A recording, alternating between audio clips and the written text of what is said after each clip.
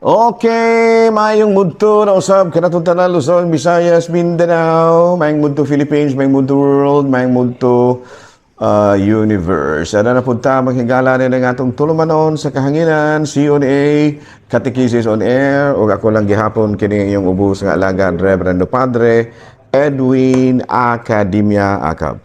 Abino adlaw na usab karon nga unsa matarong adlaw? Biyernes. Unsa matarong pitsaha? Bispera ron sa Dumaguete. No, pizza 24.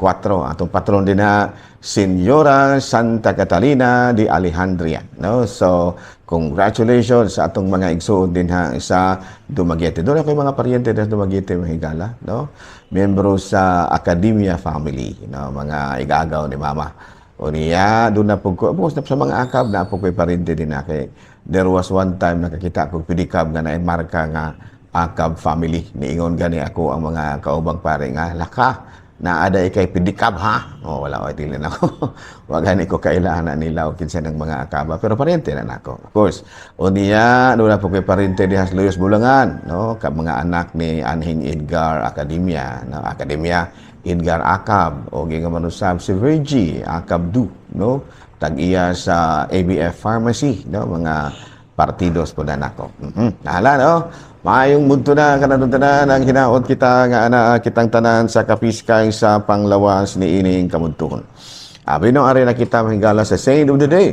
Abi no ang atong Saint of the Day karon walay lain kung dili si San Andres Dunglak, no? Kini si San Andres Dunglak mahigala. Vietnamese ni siya. Nya doon naman goy panahon nga ang relihiyon dito sa Vietnam gi-persecute, no, during the time of kana bitang kuan gyud pagpulihanay na ba sa komunista ba ay komunista naman ning kuan ron, communism naman ning Vietnam ron. So muna nga from 1820, 1847, 1954 hangtod karon, no, gilutos gyud ang mga Kristiyanos din ha na nagtago-tago, no. Yeah, thousands and thousands of them were martyred because of their religion. So muna nga karong adlaw ato ang atong gihinumduman karon ang pipila kanila, no, 117 kini sila kabuok, sila si San Andres Dunglak ug mga kaubanan. Okay, no, so happy fiesta sa mga nagdebosyon usab kang San Andres Dunglak. Binuara kita maghigala sa tuang katikisem. Unang pangutana. Pero ang bata nga makuha, pwede bang atong bunyagan? Dili na pwede. Oy, kay basig patay na ba? Kanang makuha gani, buti pa sabot na laglag, patay na gida. Gawas ang atong bunyagan kanang premature, no, premature ba? Premature babies, no, kanang kulang sa bulan, no. Ato na bunyagan gyud, no, kay kuan man kanang delikado man, no, ana, no, kana bitawng kana bitang sa ngalan ana, mabutang bitaw sa ngalan ana. Nalimot na ko, no?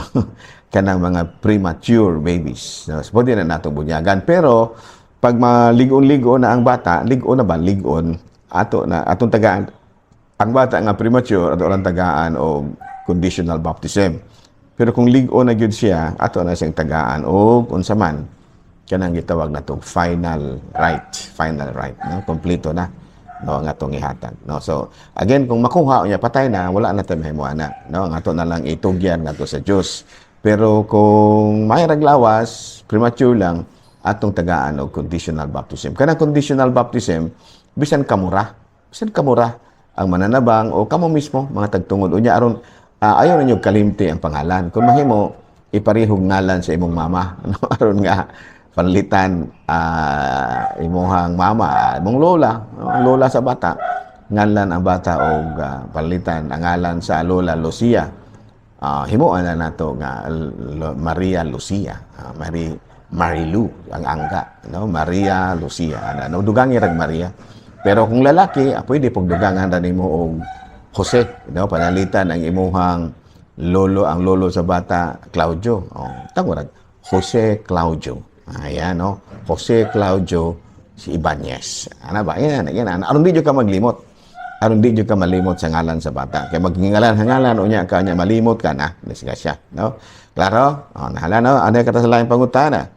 Padahal kanus amang gyud namo pahilugan ang among mga masakiton. Pwede pahilugan na siya kung tanaw-tanaw ninyo medyo kuana, kung medyo luya-luya na ba.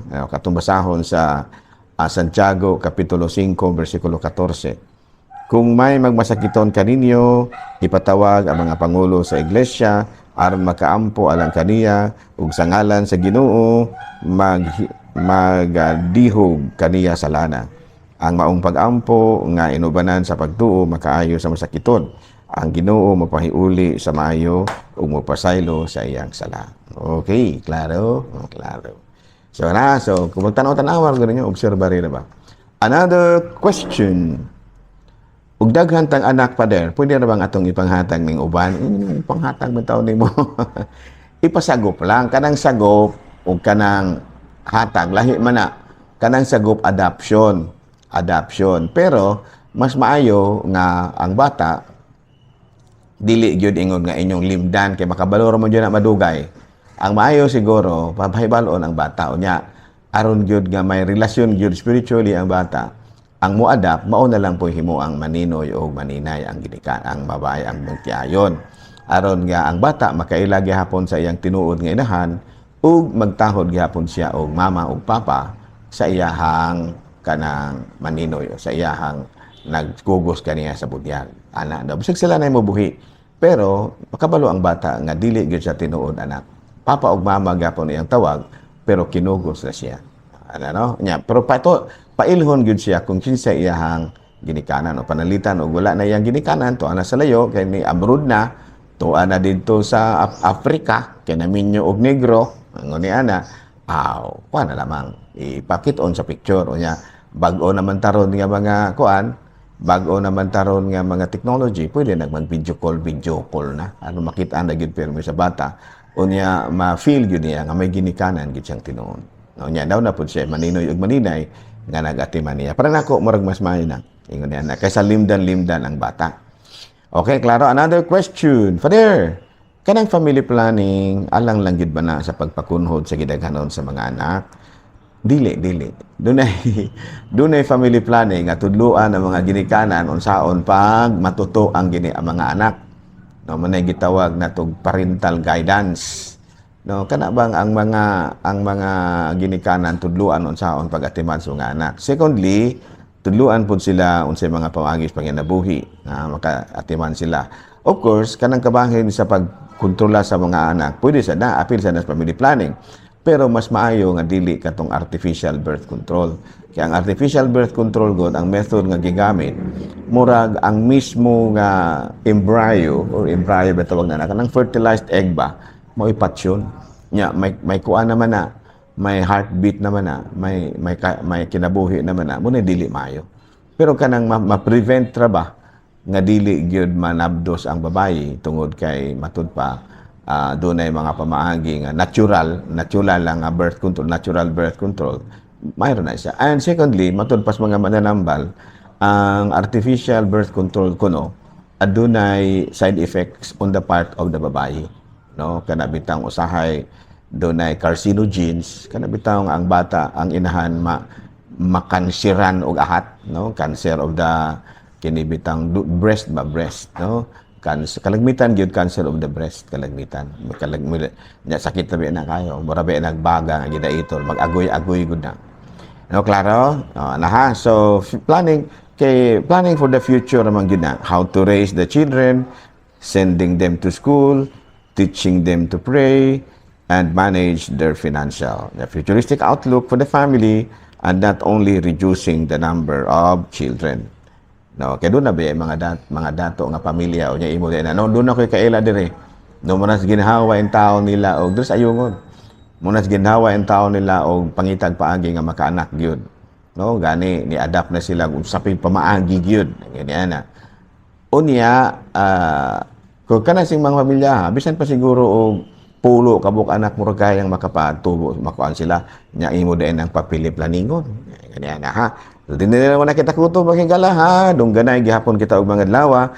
Daghan kayong salamat sa inyong pagpakiguban kanako dinhi sa atong programa sa Kanginan CONA Catechesis on Air. Good morning, Philippines.